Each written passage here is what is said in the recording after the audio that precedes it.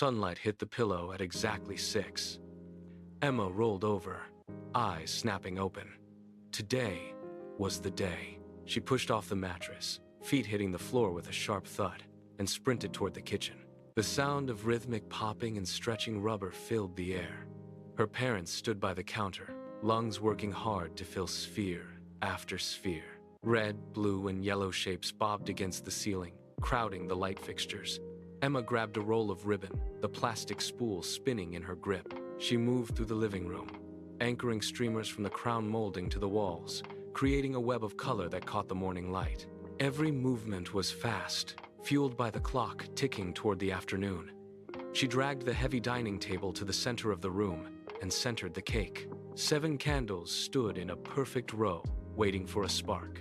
By noon, the living room was no longer a house. It was a carnival. She smoothed the surface of the table, checked the alignment of the chairs, and stood back to admire the work.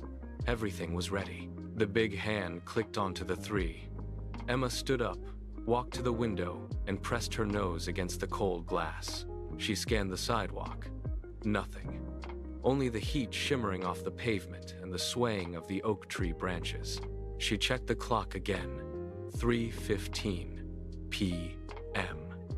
She paced the length of the rug, her heels clicking against the floorboards, then returned to the window. The street remained deserted. No cars pulled into the driveway. No voices drifted from the sidewalk. She checked the clock a third time. 3:30 p.m.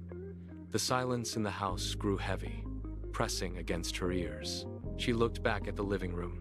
The streamers hung motionless from the ceiling, their colors now appearing garish and loud in the stagnant air. The cake sat in the center of the table, the frosting beginning to soften and slump under the afternoon sun. She reached out, touched the edge of the platter, and pulled her hand back.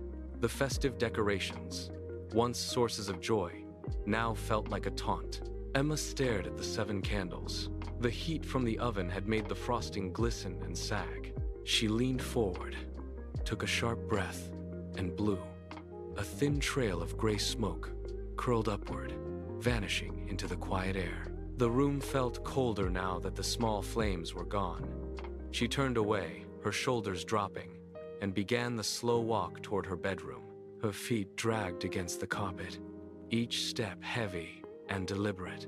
She did not look back at the streamers or the balloons. She reached her doorway, gripped the frame, and stared at the blank wall ahead. Her parents stepped into the hallway, their hands reaching out to touch her shoulders, but she twisted away, pressing her back against the wood. The house was a tomb of stagnant air and forgotten plans. Then, a sharp, rhythmic sound cut through the stillness. Ding-dong. She turned her head toward the front door, her eyes widening. Ding-dong.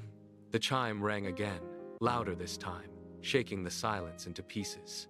Emma pushed off the wall and sprinted down the hallway. Her feet slapped against the floorboards, her heart hammering against her ribs like a trapped bird. She reached the front door, grabbed the cold metal handle, and yanked it open with both hands. A wall of colorful balloons blocked her view, bobbing in the breeze. She shoved them aside, and a sea of faces appeared on the porch.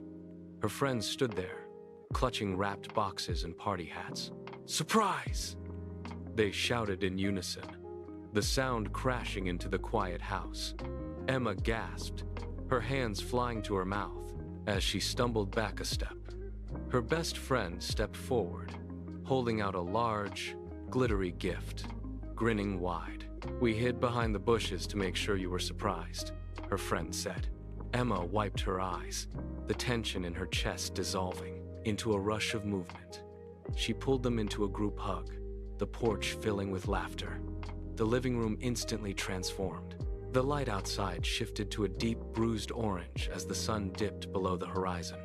Emma stood on the porch, watching her friends hoist their bags. The laughter that had filled the house for hours now echoed faintly as they moved away. She turned back to the table, where crumbs and remnants of the cake sat. The silence returned, but it no longer felt heavy. Instead, it carried the weight of the day.